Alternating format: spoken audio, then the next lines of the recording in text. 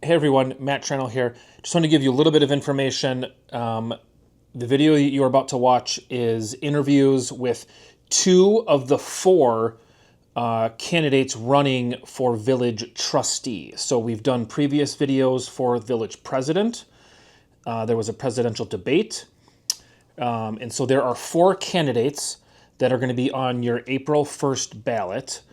Those candidates are, in no particular order, Eric Hummel, Matt Fletcher, Nick Flugaur, and Joe Zurfluh. Okay? So those are the four candidates running for trustee position. So basically a board position to sit on the village board. Four candidates, you're allowed to vote for three. So you're going to pick three of them, of the four, on April 1st. Matt Fletcher has already done a couple videos because he's also running for village president. So if you want to see where Matt stands on all the topics we're talking about in these videos, go back to the previous two videos on this YouTube channel, the village presidential debate, as well as village interviews with the three village presidential candidates that I did a while back. This video is going to have two candidates. It's going to have Eric Hummel and Nick Flugaur. The other candidate, Joe Zurfluh, opted out of doing any type of video. So that's what it is. Again, voting is April 1st. Four candidates are on the ballot. Three of them you will vote for. You will pick three to move, not to move on, to actually get seats on the village board as trustees. All right, thanks. All right. Welcome. Hey guys, it's Matt Trannell. We are here and we are going to do some trustee interviews. So introduce yourself. My name is Nick Flugaur. I've been a trustee on the board for 6 months now, appointed to fill out a previously vacated term. Okay. And so trustee positions, there are four people running for three slots. So on April 1st, you will go vote and you will pick three trustees. There are currently four running. So let's get into it. All right. Absolutely. There's a couple big issues in the village right now that I think everybody agrees on that we've been discussing for the last couple months. Let's just talk DMI, the DMI property, right? The old mill site. Mm-hmm. It's been empty for a long time, right? ERCO's using the rail yard. That may be coming to an end, maybe, right? There's been a recently created ad hoc committee to try to get some new ideas, some new, right, perspective on stuff. You know, obviously revitalizing that to some extent, getting it torn out. Like, we can't do anything till it's torn down, right? Correct. We can't, and then there's still like, well, what do we do, right? There's a million ways we could go. Kind of what's your take on all of that? What do you think needs to happen? How can it happen? Right? You've been on the board for 6 months, so you've been part of meetings where I'm sure there's DMI's been discussed, right? Give me your perspective on that and what you think needs to happen, and Correct. I think there's a lot of misunderstanding as far as what the board's role in the DMI site is actually going to be. I think it's in bad taste to try to dictate to a private business what we can and can't do. I think we're in the process right now where we should be partnering with anyone that happens to come in, whether it be DMI, whether it be someone else. There's several owners, including Wood County, including another private entity and DMI, of that entire parcel. Mm-hmm. And in order to move forward with something, we need to figure out exactly what role the village will want to have. And obviously, we don't have the financial capabilities to acquire the entire property and manage it that way. It's something that we simply can't do. If we have a business that comes in that wants to do something specific to that site, there's going to have to be some investments into infrastructure. And I think the village has a role then that they could support new development by helping with infrastructure, whether it be electrical or wastewater or water or access or control to that nature. I think that's the place that the village realistically needs to be, rather than trying to say, you need to do this, you need to do this, you need to do this. It would be the same as us trying to dictate to the YMCA. They're a private business holder. They just recently closed that down. I think we need to be working with them to try to figure out what their priorities are, what their needs, what support they need from us is going to be, and see if we can access any of those things like that DMI ad hoc committee is working with. Yeah. They've reached out to WEDC, they've reached out to several legislators. They've reached out to other sources for environmental assessment remediation, like the DNR. They've tried to make enough information gathering available to where DMI can either say, we simply don't have the ability to move forward with this, or where we can support them with, hey, we're willing to help you with the environmental remediation. We're willing to help you with some infrastructure investments in order to make this site either more palatable to you or to someone else that you may consider selling this to. Okay. So coming straight out and saying, I want to fix this, I will fix this, it leaves a bad taste in my mouth when it comes to trying to dictate to private businesses, of which DMI is one. Yeah. I think right now diplomacy is where we need to go, and we need to work on being a partner with them. Okay, yep. What would you say, so I'm just going to ask a follow-up on that, right? Mm-hmm. Right? But it's been sitting forever. Correct. And they haven't done anything. Correct. I mean, not anything. I mean, maybe they've done stuff, right? We did behind the scenes, we don't. But like, yes. It's sitting there. It's an eyesore. It's in the corner. It's potentially a safety hazard, right? Like, at what point, at what point can we make them do something? Or, like, in your opinion, does the village have that power or that ability to per se strong arm maybe DMI into saying, hey, this is what you're going to do, right? I mean, you kind of said you like the approach of, hey, let's come alongside you. Correct. Right? Let's assist you because you are a private owner, right? Instead of strong arming you, right? I mean, in perspective, right, the village red flagged a house this year in town and told him he had to tear it down. And he tore it down. And we did the same thing with the old post office. Yeah. That's currently in the process of having a outstanding raise order. Yep. But they're working with that. So there are legal venues to do that. And again, I'm not a lawyer, nor do I play one on TV. So it's one of those where I would assume, and I'm hoping, and I'm pretty sure that it is the case, that the DMI ad hoc committee is pursuing that type of thing. Yeah. To find out what our legal options are. I don't know if we're there yet. Again, 17 years is a long time to be sitting on a property like this. And I don't know how long DMI has owned it, but it's been vacant since 2008. And that's a long time to do something. So at what point does the village have to get a little more forceful? I'm not 100% sure. Yeah. But that's something that needs to be a consensus of everyone involved. And you're saying including DMI because they own it. Including DMI, they do. Okay. They do. I mean, the option that we have is, we can tax deed it if they stop paying their taxes. That happened once, and that's how DMI came to possession of it, if I remember correctly. I could be wrong. Okay. But realistically, then it goes back to the county, and then what does the village do? Does the village try to find enough money to buy it, acquire it, develop it?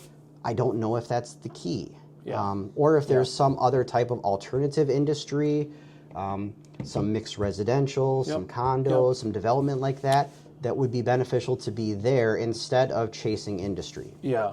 I feel like that's right. It's kind of twofold. It's one, we've got to get the old property down and cleaned to where then it's phase 2 of what goes back in there. Correct. And that's a whole separate discussion of, is it industry? Is it residential? Is it multifamily? What's their best use for that space once it's cleaned up.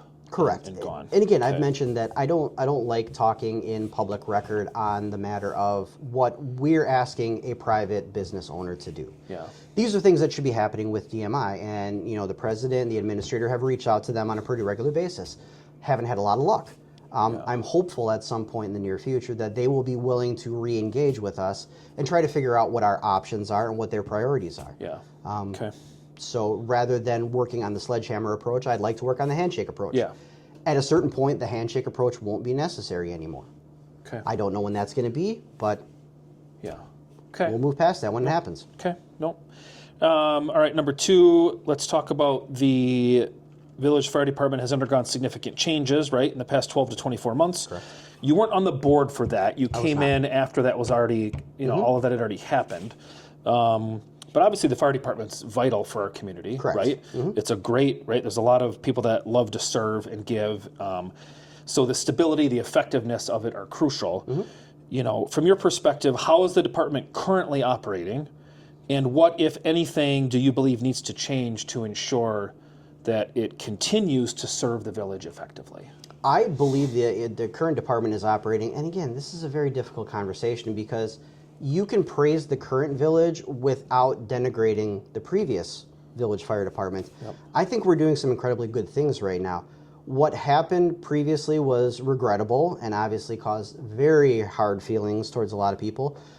I think it was just a matter that the village wanted to make sure that we were meeting certain competencies, that we had standards that were up to SPS 330, that our equipment was appropriate, our supplies were adequate, our training was done appropriately. I think it was just a matter of there was resistance to doing that and getting there, and it's very unfortunate that people had to leave in order to at least move past that. Chief Lease right now has done an amazing job with the current SOPs. They're incredibly thorough. They meet all the minimum standards that we need to be operating as a chartered volunteer fire department and serve the village. I'm perfectly happy. In a previous life, I was a service director of a facility-based EMS. Okay. So understanding the need for EMS Okay. and addressing that, and especially in the manner that he did with hosting a class and bringing it in and increasing our membership with EMS only, I think that is been an incredible benefit to what we have going on right now. Okay. Again, I greatly appreciate the contributions of all previous fire department members. I have nothing wrong with any of them. I think we're in a very good position right now. Okay. Simply because we have forward thinking, we have adequate bylaws and adequate equipment, and we're very budget conscious of the things that we're doing. And I think we're in a very good place moving forward. By saying that, you're not insinuating that wasn't happening. Absolutely before, not. Right? Absolutely not. What you were telling me even earlier before we recorded was that in your opinion it came down to the came down to the SOPs. to the SOPs. Correct. The bylaws Right. versus the SOPs. And so the state statutes had changed, is what you were telling me. And so it wasn't that, hey, fire department, you're doing a bunch of stuff wrong, or we don't like how you're doing it, or we want to come down on you. It was just we could have there's done things better, and we could have moved things to a minimum competency Okay. that we may or may not have been at. And Okay. again, I have never been privy to the bylaws before. Okay. I've seen the current SOPs, and I know they are above and beyond where we need to be for minimum standards wise. Okay. Well, that's good because, right, there was some discussion recently that when the new chief came in, Correct. some of the stuff wasn't, right? Like, we got rid of this and let him kind of do his own thing, and everything that was requested of the old fire department kind of just went by the wayside. But you're saying, in your experience and what you've seen, that the current Correct. standard operating procedure Correct. that the current chief has meets and exceeds the state statutes. It does. Okay. In my opinion. And again, Right, like I said, you're not an attorney. I'm not an attorney. nope. You're not. Yeah, not an attorney. yeah, Never worked okay. in that either. Okay. Property taxes. Correct. So property taxes in the village were a big concern. Right, for a lot of people this last year, they went up. Right now, right, I'm in real estate, so I obviously caveat that with we haven't been assessed in a 17 very, years. very long 17 time, years, longer yes. than we should have. So it isn't necessarily I know enough to know that, okay, it wasn't just like the village went and said, hey, let's double our budget and tax everybody. Correct. Right? It was, the assessments had to be done, and technically they should have been done once Long or time twice ago. already by now. And Approximately they every 5 years is usually the generic rule of thumb. Yeah. Correct. And it had been several. So it's twofold there, too. One, the village has expenses. We have services that need to be continued. You have to have your expenses and your revenues. We operate on a pretty much a zero budget or a zero deficit budget here in the village. So when we lost the valuation of the mill rate had to be adjusted in order to maintain the same level of revenues coming in. Yep. And we get some from the state, and we get some from the locals, and we get some from the county. But if you look back at what the village expenditures have been over the last 10 years, and this was shared at the FHRIT meeting just recently, it's been pretty standard and it's been pretty level across the board. Okay. That the village has done some amazing things with continuing to provide the level of services with the same amount of money. Without massively increasing the budget. Correct. And nothing is getting cheaper to provide. No. Salaries are going up, the price of equipment goes up, expendables go up, materials go up. Everything is becoming more expensive to do. And it has nothing to do with politics. It's the way that the government and the world operates. We've done an incredible job in this. The reason that some people saw that was simply because the valuation was well overdue, and that we lost a little bit of that value from the mill. Yeah. So we have two options, realistically. We either reduce services, and every single one that I've talked to a fault, has said, I like the services. Please do not reduce my services. You tell people that all I have to do is rake my leaves into the gutter, and the village comes by and picks them up. And they disappear on Monday? Sweet. And they disappear 2-3 times a week. And you talk to people in Rapids that have to have the appropriate bags and have to rake them and set them on a certain day. There are things that we pay a little extra for here, and they're worth it, in my opinion. So if you want to keep doing this, eventually you're going to have to find additional revenue sources. Right now, that's where we are with taxes. Should we be able to find an additional revenue source, whether it be something on the DMI property, whether it be increased residential or community-type buildings, increasing the tax base is going to have to be a priority at some point here, or we're going to have to eventually reduce services. Simply cannot operate with one going up and one going down. Correct. So I think we're at a point right now where we have to determine, do we want to continue to chase property value in that way, or do we like to embrace the community living? Do we want to be a bedroom community? Do we want to be a community-oriented place where we have multifamily housing and condos and mixed residential and things like that, where we have small businesses that people want to support? So again, taxes are an unfortunate thing, but it's also the price of doing business when you want to also have services. Okay. So we have to do one. We have to increase the tax base or reduce the services. Yeah. No, that's a great explanation. I mean, obviously, NEPCO coming in. Correct. That helped. Right? And, there's obviously still more opportunity in NEPCO for growth, right? There's still a lot of lots that don't have houses on them yet for increased tax base. Where in the village here, right here, it's like, well, there's not like big, huge areas where it's like, they could go, right? 20 more houses could get built in the next 5 years. Correct. Not really, right? And so that's I think the challenge. One side question, Absolutely. just because I've been doing this now with all the other videos and we did the debate. Where would you, right? A few years ago, the village purchased back from the county a bunch of buildings. What's your personal stance on that? You're talking the TIF buildings? Yeah. They used TIF funds, bought it. We pumped a bunch of money into it. We sold them. However you want to look at it. Some people would say, well, there's somebody in there now paying taxes, which is what we wanted, which is good.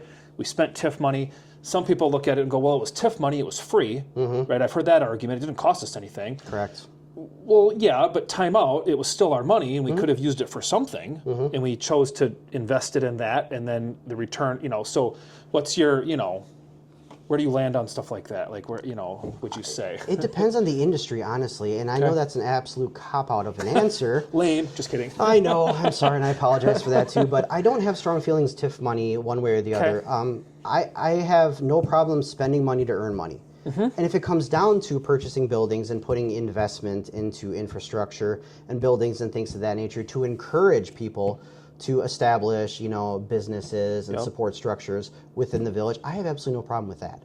I think it was a matter of we were just trying to chase the right industry, and we threw money at the first couple of people that were interested in pursuing those TIF buildings. Whether or not those were the right investment will, be determined at a later time, but I think there is a lot of validity towards, and I don't know where the status of the TIF money is right now. There's probably not much more, if any.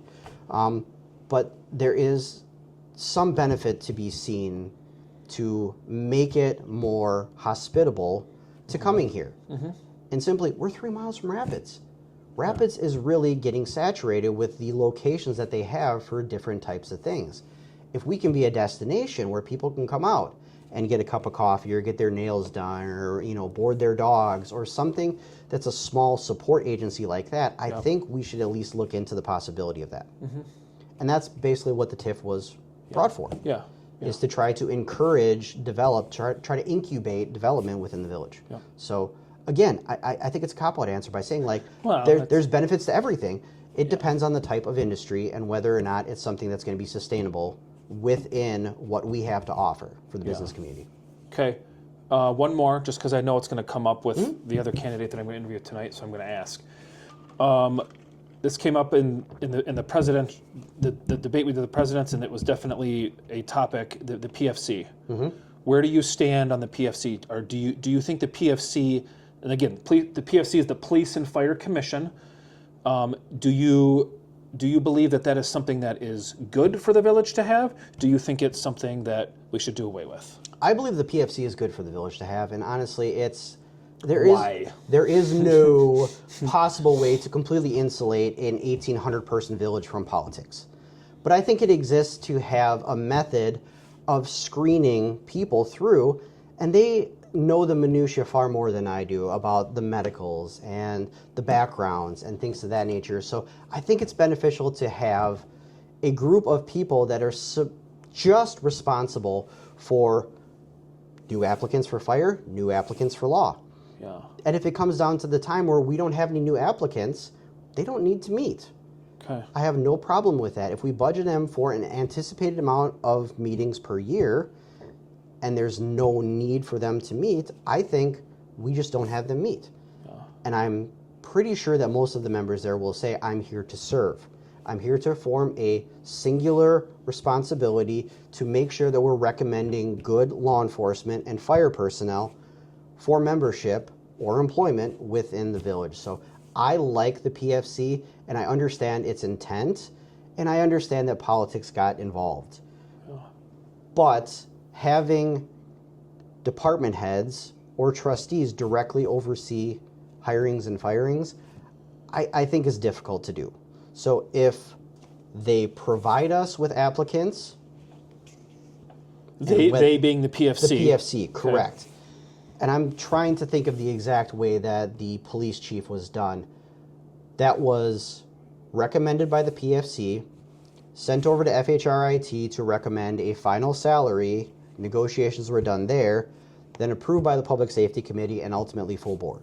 Okay. So I think they have their role in what it is that they do. So I support the PFC. Okay.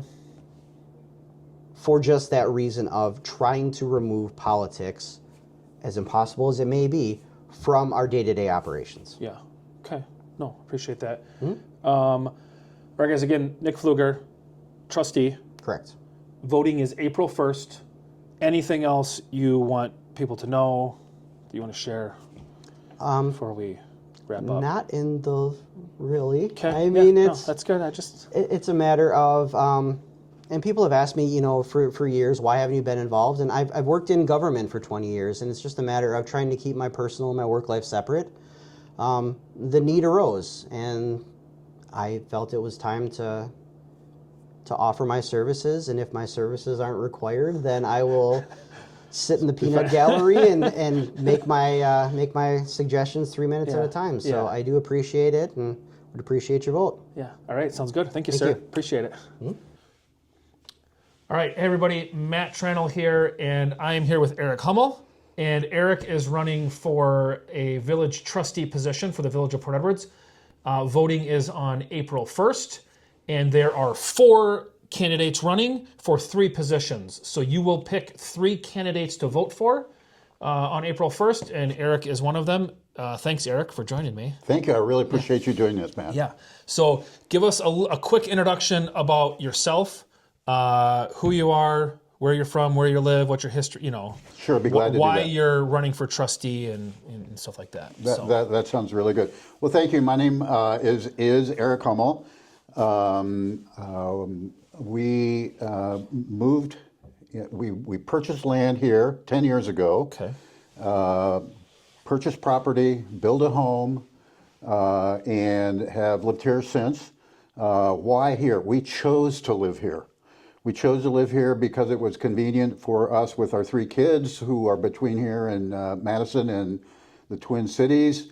And we loved the people that we met, felt that our values and our ability to provide service were really high if we stayed here, and that's why we moved here. Okay. I'm married to Jackie Summerfield. She's a lifelong Wisconsin resident, public school teacher for over 30 years. She's now a Pilates instructor and also volunteers as a lifeguard at the YMCA. Okay. I have a small personal business that's a carryover from my work from before that I do a little bit. I've been on multiple boards, including the FBI Citizens Academy and the United Methodist Church group that previously looked at hiring new pastors. I was on that board. I'm currently the chair of the Nepco Lake District. Okay. And I was appointed to the village board here to fulfill Jen Moore's position when she moved out. So that's a little bit of that background. I'm probably, in terms of number of years, less Port Edward years than everybody else on the board. I happen to think that's good.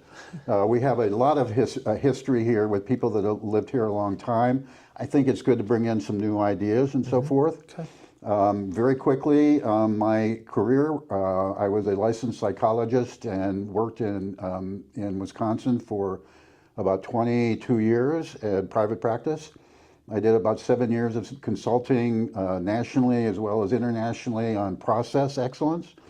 And in the last 15 years, I worked for 3 technology companies, helping, facilitating and leading mergers and acquisitions, organizational design, and coaching executives, including CEOs, and have a lot of work with businesses on some really challenging situations in terms of negotiation and so forth. So that's part of my background. Okay. That's personal stuff. Yeah. Okay. Good. Thank you. All right. So first, we're going to talk DMI. Okay. Okay. DMI is a pretty hot topic right now. The building's been sitting empty for, 17 years now, something like that, right? And so I think everybody would be in agreement that, right, something needs to happen. We need to get it removed so we can then move on to the next phase of what goes in there. Is it, is it industry? Is it residential? Is it but we can't have any of those conversations with an old mill sitting there, right? Correct. And so, what are some of your thoughts on what we can and can't do, right? So you've been on the board. So side note, quick, how long have you been on the board? Since September. Okay. And I'm on the Planning Legislative Committee. So DMI is a agenda item every month. Okay. And I've helped formulate kind of what the strategy is going forward. Here's my position on that. People talk about how complex the situation is and it's a big company you're after. Yeah, fine. But the key is to figure out what the leverage points are and to work with the leverage points. Up until December, the leverage points were an agreement that was reached about what DMI was going to do, including getting a contract for demolition done, et cetera, by the end of December. So the leverage point was that understanding and agreement. It became clear to me when I first, by the way, I want to back up. I've gone to meetings, Port Edwards Village Board meeting for 3 years before I got appointed. Oh, okay. So I have a pretty good idea, and it's very interesting to see how the dynamics work when you're sitting as a citizen and when you're there. Yeah. So I had some familiarity with that piece. So finding leverage points is really important. You can't just beat your chest and say, I'm going to fix this. Yeah. Well, yeah. And so I mean, you can throw a lot of money at it and probably hire attorneys and try, but it's like exactly. And so that was the leverage point, was the agreement. It became clear to me in September and the people on the Planning Commission, this is probably not going to happen. They're probably not going to do that. So what do we do next? Okay. So that's when the opportunity came up. Okay, well, the leverage points were internal to the village, we're going to have to start to look outside. How are we going to leverage things outside of us that could help us? And that began the discussion of contacting legislators, looking at what's available in terms of pressure as well as money to look at things. And now there's a ad hoc committee that has some very sophisticated people who live in Port Edwards that know a lot of people, not only in the state, but nationally in that regard. And I feel like those are leverage points that we can be using kind of going forward. I think the media is another place where we can inform people about what's going on and put some pressure on them. Yeah. In addition, when you talk about, I've heard people say, oh, we need more industry. My point of view is I want to look at other kind of businesses in addition to industry. Wisconsin Rapids did a deal, so they've got a artificial intelligence, creating an artificial intelligence group at the old mill in the Rapids. So I've talked to the Chamber of Commerce, talked to the people who, how did you guys do that? Yeah. So we're going to leverage some of that capability as well. So we've got some leverage points now that we didn't have before. I think it takes being assertive. I know how to deal with business people, negotiated a lot of stuff, and there's always a respect there, but there's also an insistence upon that getting respect back, and I don't think we've always had that. Yeah. So that's my point of view. I think we're on the right track right now.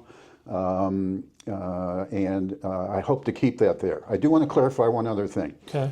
At the presidential debate, it was mentioned by Mr. Fletcher that there was a bond out there that nobody could find. So I just confirmed tonight with the attorney that there has not been any bond for the village of Port Edwards. There was a bond between DMI and the people that they were going to use to demolish the place. Okay. But there never has been, and to leave the suspicion open there that nobody can find it, but it could be there. Let's just get rid of that idea because it's not there. It's not there. Yeah. Okay. No, that's so good. Anyway, Good to know. That's the DMI story from my point of view. Yeah. Okay. No, that's a lot of great ideas and good. Right. Sounds like there's a lot of stuff happening. Yeah. Maybe behind the scenes, maybe not totally in the public, I guess, right? I mean, that's... I think, if you want to go online and look at there are minutes from the ad hoc committee that's working on that right now. Yep. So it's there in the public. I have a whole thing, too, about how we need to get more information out to citizens that we haven't done. Part of that is some limitations currently, I think, about our website. But that shouldn't stop us from getting more input from our citizens. Yeah. Okay. Yeah. No, that's great. Next is the fire department. Okay. So obviously not while you were on the board, because you've been on the board since September, but in the last 12 to 24 months, there's been a lot of changes and shakeup in town regarding the fire department. Obviously the fire department's crucial to the village, right? It's a very good resource to have. It's very good for the residents and the community members to be able to, learn and be part of that. But it's also important that it run efficiently and meet, state standards and whatnot. From your perspective, how do you feel today things are running on the fire department? And what, if any, changes do you think need to happen going forward regarding the fire department? Yeah, great. Okay, so today we have, in my opinion, a very highly functioning volunteer fire department with Chief Lease, who has demonstrated leadership skills that bring in new recruits that can meet the reporting that needs to get done, that can build grants. And he takes personal interest in going to almost every call that comes in. That's amazing. I really like him in terms of his leadership capability and what he's done in a short period of time. That's pretty different from where we were. And I must tell you, I took offense at Mr. Fletcher calling the board weaponizing the fire department. Holding people accountable is not weaponizing. Holding Okay. people accountable to being transparent about the 501c3 athletic fund, which was resisted, being accountable to state regulations about wearing masks without beards and resisting that to the point where there were only a few people who could enter a building if it was on fire, and being unfulfilled in terms of reports and grant writing is holding people accountable. It's not, and it wasn't a bunch of commas and periods that were being pushed. I personally volunteered to help the chief at the time to get that up to date. That got declined. So my belief is there was resistance, both overt and covert, in that, and they're not bad people, but to put it in the terms of being weaponized, I really resent, because that is not what happened. And there were a lot of things that haven't been brought up like that were resisted by that group, and the threat of, if we leave, people are going to die, and buildings are going, and that's exactly the opposite of what's happened. Yeah. So my position is we're on a good pace. We have more people coming in than we've ever had before, and I love the leadership skills that are being demonstrated. Okay. Yeah. Yeah. And so again, to clarify, these are things, right? And so I think you have a unique perspective, unlike myself or some other people. Right? I'm not on the board. I've never been on the board. You weren't on the board, but you did mention earlier that you have attended meetings for like 3 years. I have attended meetings. So you were a regular attender, I'm assuming, while all of this was going on, right? Correct. You sat and partook and listened and heard and Yep. voiced. And so while you didn't get a vote to say, hey, this is what we should do or shouldn't do, when you're saying you take offense, it's as a village resident taking offense, because you weren't on the board, but you're saying you saw, in your opinion, what you saw is what's giving you the opinion of, hey, this isn't what happened. Look, it wasn't perfect on either side, but to call it weaponizing is really bothersome to me. It's now a word that's way overused, and it's different than holding people accountable for things. And I just have a very strong position about that from a leadership perspective, that if absent accountability, you get mediocre results. Yeah. Yeah. In my opinion. Yeah. All right. Next is village taxes, right? Yeah. So, Yes. and we all complain, but we probably can't complain quite as much as you, because you guys just transferred in out of town of Saratoga. But so taxes went up last year in the village. Yes. For most people, largely because we were reassessed, right? It's not like the village doubled the budget and said, oh, we got to tax everybody more, right? But it's a concern for residents, right? The high property taxes. Where's your stance on that? What do you think there are things we can do to help with the taxes, right? And what would your Sure. your thoughts be on that, and your plans going Just a little bit of context. People that were in that 10-year agreement with Saratoga, actually 80% of the taxes paid to Saratoga, 80% of that came to Port Edwards during those 10 years. Okay. So it wasn't like they weren't participating in taxes for here. Okay. The tax rate was less, but 80% was going here for that period of time. I think that's one thing. The second thing is, when you don't assess properties for over 10 years, and then you do it all of a sudden, there's a big jump that happens. Yeah. And that was hard psychologically to go for a lot of our citizens. I get that totally. The mill rate went down because we had another 20% of the 80% before from the 10-year Saratoga people have added to that base. But the taxes are high. There was a school referendum, the county went up, etc., and the money that it does go to the village has some limits on how big the budget could be anyway. Mm-hmm. Here's what I see going forward. We need to do a bigger and better job of getting citizen input into what are the most critical things from a service perspective that you want the village to provide you. One, because I don't think we're getting enough input into that.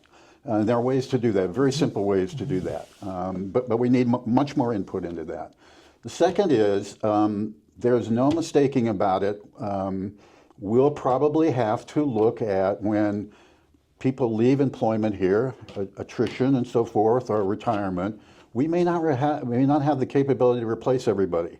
We may have to extend, instead of buying a new truck 2 years from now, it may be 3 years from now. There's some things, there's some harder things we have to do.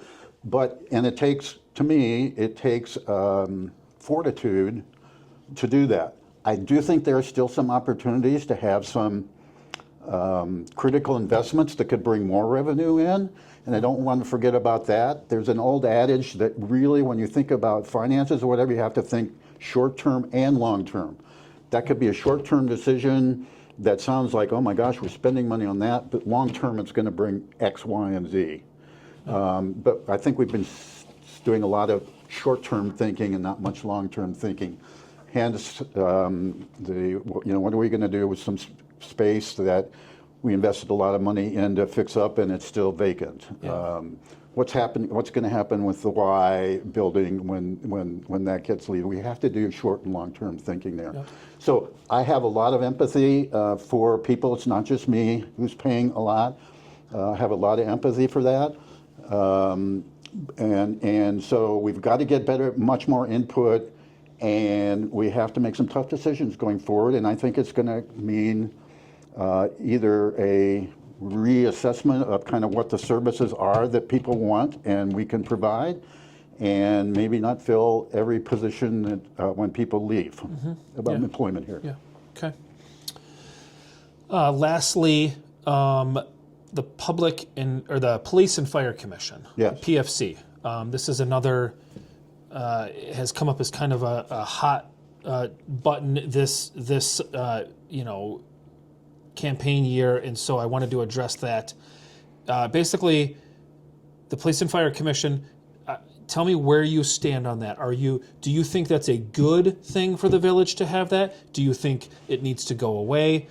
And either way, why? Okay. So let me answer it this way. Without a PFC, that's going to put much more responsibility on the Finance and HR Committee to be much more knowledgeable about all the requirements and expectations for law enforcement and for EMS and fire people. And we don't have that right now. I've seen several times where our trustees have had to ask the PFC, well, why are we doing it this way? And they explain, and it's like, oh, okay, that makes sense. Okay. It takes a lot of time, it takes a lot of effort, and now I'm back into the accountability thing. They also took some accountability actions of some things that were, I think in their opinion and ours, that were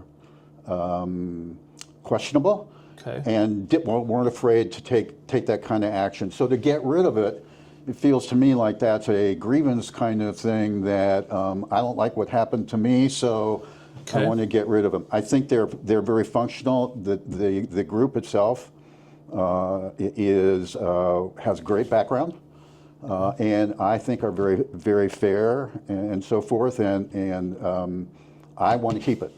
Okay. Yeah. All right. Again, guys, this is Eric Hummel. He is running for Village Trustee.